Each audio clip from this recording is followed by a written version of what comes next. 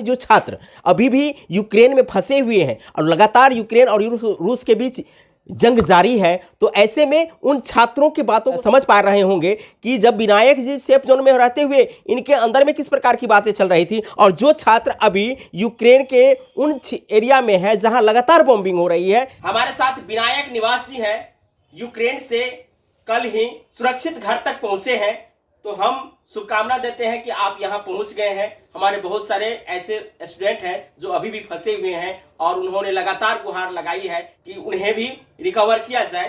तो आप सबसे पहले बताएंगे कि आप जब वहां फंसे हुए थे उस समय की क्या स्थिति थी, और अभी भी जो छात्र फंसे हुए हैं, चाहे खारकीव में हो, कीव में हो या सोमी में हो, जो छात्र अभी भी फंसे हुए हैं उन लोगों की क्या स्थिति है, थोड़ा इस पर डिटेल्स बताएंगे।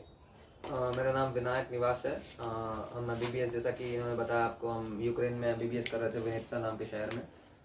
तो अभी जब 24 को ये वॉर स्टार्ट हुई तो हम किसी तरह अफरा तफरी में ये फैसला लिया कि सबसे ज़्यादा ज़रूरी है हमारे यहाँ से निकलना, और हमने एक टीम बना के किसी तरह एक प्राइवेटली बस को अरेंज करके सबसे नज़दीकी बॉर्डर रोमानिया पहुँचने की ठानी, और वहाँ तक पहुँचे 26 तारीख को।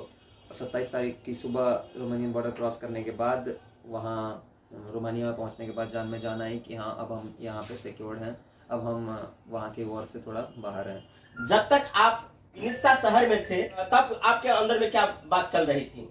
जब तक हम विनित्सा में थे वहाँ पे कंटिन्यूअस हेडक्वार्टर्स के द्वारा अलार्म बजाए जा रहे थे, जिसका मतलब होता है कि जब अलार्म बज रहा है तो एयर स्ट्राइक की संभावना है और आप बंकर्स में चले जाएं। तो दौड़ के बंकर्स में पहुँचना पड़ रहा था।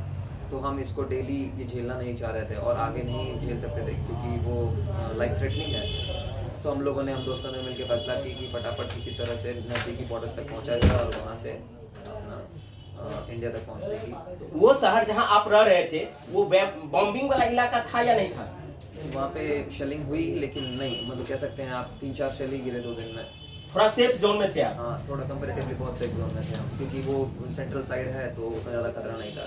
जो सबसे ज़्यादा खतरा है वो ईस्टर्न बॉर्डर्स की साइड था, जहाँ पे ईस्टर्न बॉर्डर साइड में जो हमारे छात्र अभी भी भारतीय छात्र हैं वो फंसे हुए हैं, तो उन छात्रों का फीलिंग्स आप अपने स्तर से बताइए, जो वहाँ जो रह रहे हैं जहाँ लगातार बॉम्बिंग हो रही है, तो वैसे छात्रों की जो स्थिति है किस प्रकार की बन रही होगी? अभी तो मतलब उनके दिमाग में तो यही चल रहा होगा कि वो यहाँ से निकल पाएंगे भी कि नहीं।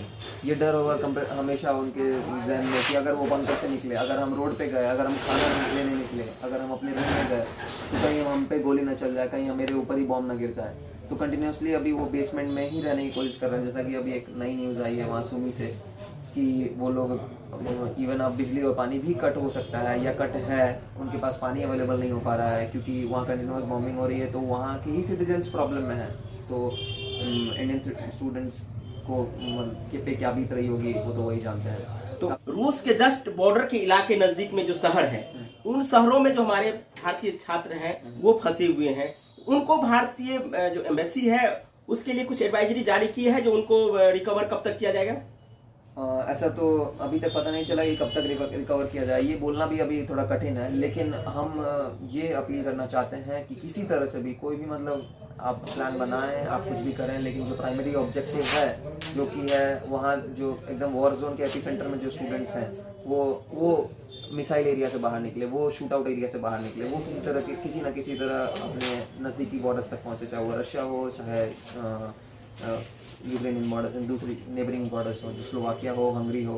अच्छा, ऐसा बताइए कि जो यूक्रेन सरकार है, गवर्नमेंट ऑफ यूक्रेन जो है, वो भारतीय छात्रों के साथ किस प्रकार का व्यवहार कर रहा है, बिहेव कैसे कर रहा है? वो बिल्कुल न्यूट्रल है, वो अपने वॉर पे फोकस कर रहे हैं अभी। तो वो मतलब ऐसा टीम तो डिप्लॉय नहीं की जा सकती। हमको लगता है जहाँ पे जो जिस स्थिति में वो हैं अभी, उनसे कुछ एक्सपेक्ट करना बहुत ज़्यादा ही होगा, बहुत कुछ ज़्यादा ही होगा कि वो हमारे लिए कुछ करें। ये एक्सपेक्ट करना भी बहुत ज़्यादा होगा।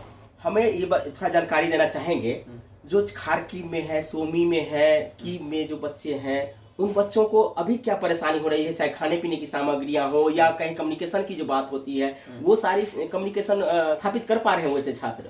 अब तो अभी मतलब एक आध वीडियोस देखने को मिलती हैं डेली, एक वीडियोस बनती है वो देखने को मिलती है डेली। अभी तक तो ऐसा लग रहा है कि कम्युनिकेट कर पा रहे हैं, लेकिन पता नहीं कब तक कम्युनिकेट कर पाएंगे, क्योंकि जैसा अभी कल परसों न्यूज़ आया था कि यूक्रेनियन ब्रॉडकास्टिंग टावर को गिरा दिया रशिया ने, तो कब तक कम्युनिकेट भी कर पाएंगे ये भी नहीं पता। अभी कर पा रहे हैं तो बता पा रहे हैं, वो आगे हो सकता है कि वो अपने आप को बता भी ना पाए।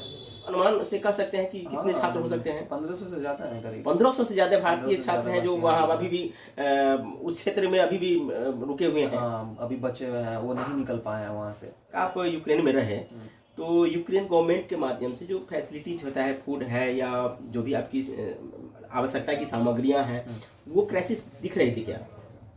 नहीं, उस समय जैसे ही पहले दिन बॉम्बिंग हुई, हम लोगों ने अफरा तफरी में ज़्यादा खाने पीने का सामान खरीद के फ्लैट में रख लिया, लेकिन अभी तक खाने पीने के लिए मार्केट में कोई कमी नहीं है, क्योंकि हम कंपैरेटिवली जो सेफर जोन में थे। हाँ, लेकिन सबसे बड़ी जो दिक्कत है सुमी और खार्किव में रहने वालों के लिए, वो खरीदने कहाँ जाएंगे? हाँ, वो जाएंगे और क्या पता वो शिकार बन जाए।